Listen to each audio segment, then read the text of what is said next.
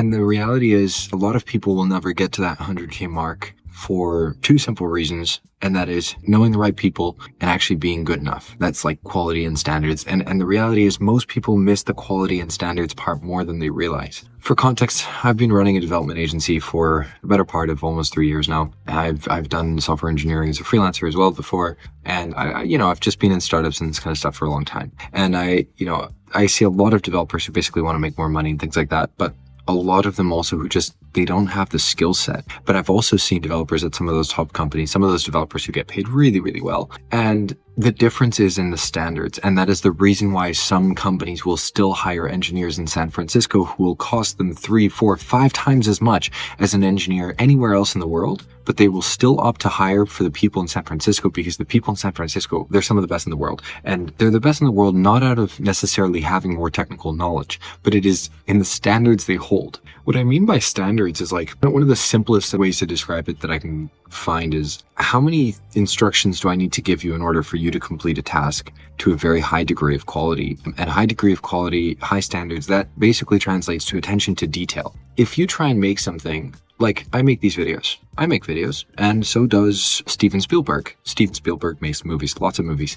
Now, what's the difference between the two videos that we both make? Huge difference. Like, why can't I go and make a movie? It's because I do not understand fundamentally all of the little details, like the lighting, the way they think about things. Like somebody's thinking about all of those little details, and that's what makes a movie a masterpiece, like a cinematic masterpiece. And you can apply the same logic to programming and development. But I made a hire, one of my first hires that I made was a front-end developer who just didn't have those high standards. And I really struggled because I would ask him to do a task and then he'd come back to me and he'd show his work. And I'm like, well, this is broken and this is broken and this doesn't work. And like, but it was really frustrating because I felt that I was reviewing something 5 times that he should have been able to catch. Like, this button doesn't go to the right page. Why don't you catch that? That shouldn't be like, I shouldn't need to tell you that thing. And then over time, I realized that like what I need to find is somebody who's quote unquote like higher quality and pays more attention to those details than the existing person, which just doesn't have those standards. You can teach somebody standards, but they have to be willing to learn. And so as much as I told him like, hey, listen, like, I need you to pay more attention to detail. Things didn't change.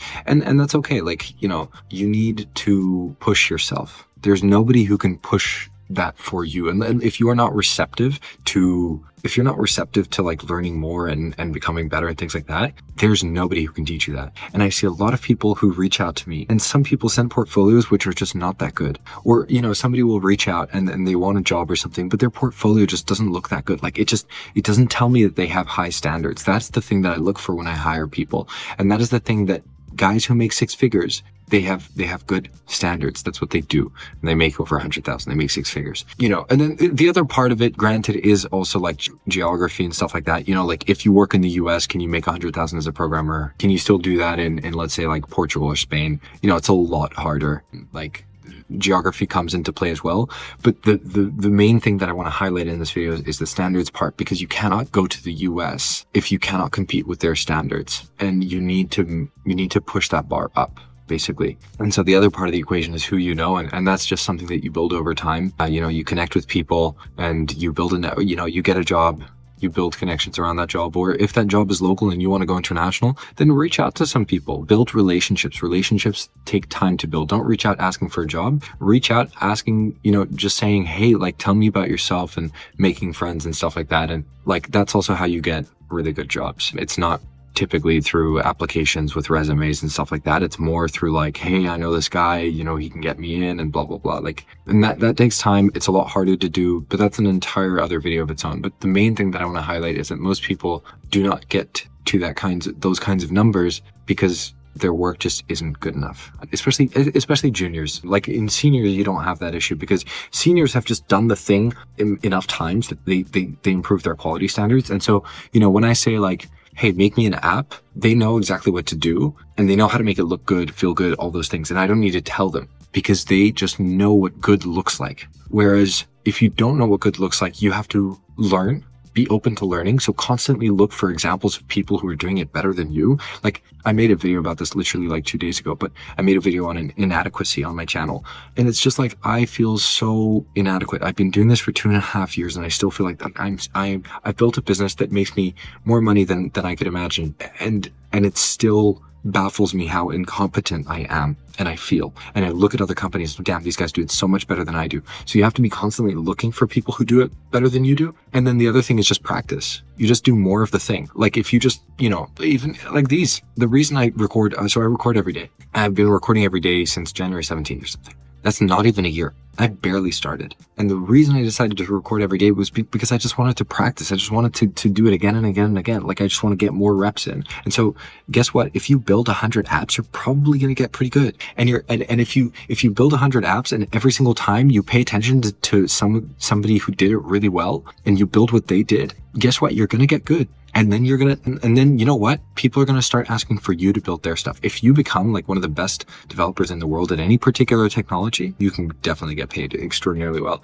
I made a video about like how I think you only need to learn one programming language or framework if you want to be commercially valuable, not in terms of like learning computer science. I think for learning, definitely do like lots of things. But like, if people say, oh, React is oversaturated, or, this is oversaturated, that's oversaturated. Well, guess what? Saturation means that there's competition. Competition means there's demand. It means there's a lot of people. And if you become the best, if you make those 100 apps in that specific framework and you become the best, do you think you're not going to get hired for over 100,000 a year? Of course you are. It's just a matter of time. Like you also have to be patient. This is a journey. Like a career is something you build over years and decades, not something that you do in 6 months. So, take time. That's okay. But 100%, it has been the number one thing that I hire for. And I am sure that that's also the thing that basically people at those larger companies with, those salaries of $400,000 or $500,000 a year, they're hiring for standards. They're hiring for good quality engineers. And the bar for quality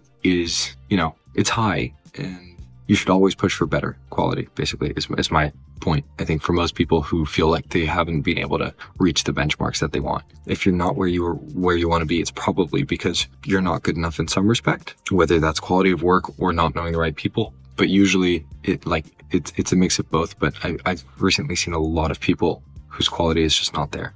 And usually when you produce with enough quality, you become very in demand. And actually, one of the ways that you can see, I think, that as well is like if you ask to leave your company, like, are you scared of leaving your company? Because if you are, as in like, if you go to your boss and you say, hey, I'm leaving because this doesn't pay me enough, are they going to fight for you because you're a really good employee and they need you? Or are they going to let you go? So firstly, you should become one of the best in your company. And if they fight for you, there's also situations in which, if you're at maybe 60, 80K and you say like, hey, I'm leaving unless you pay me 100K. If your work is some of the best, they're going to pay that. They're going to give you that raise because they need to keep you because you're good. Yeah. But I think like these thoughts are a little bit scattered, but hopefully I think that contains some valuable like reframing. I don't think I'm saying anything new. It's just a case of like a reminder that you need to actually improve your stuff. And guess what? People get better over time. Like design now is not what design was 15 years ago because people got better. That's how the world works. That's how things improve. People get better at what they do. We do more. And, and so the best React developer today is better than the best React developer a few years ago. So yeah, if you want to make that 6-figure mark, you can. Some people will never get there because they don't know what it means to be good enough to compete with the other people who are in those jobs. I think that's the kind of unfortunate reality a lot of the time. It's like also you want to stay there, right? You want to get there and stay there, not get kicked out. And if anything, like move from 100,000 to 200,000 to 300,000, etc. But yeah, let me know in the comments if there are any other questions. I do look at those for video ideas, and also apparently like 85 or 86% of people who watch these aren't subscribed. So if you've been looking at my stuff, definitely give it a chance. Subscribe if you want.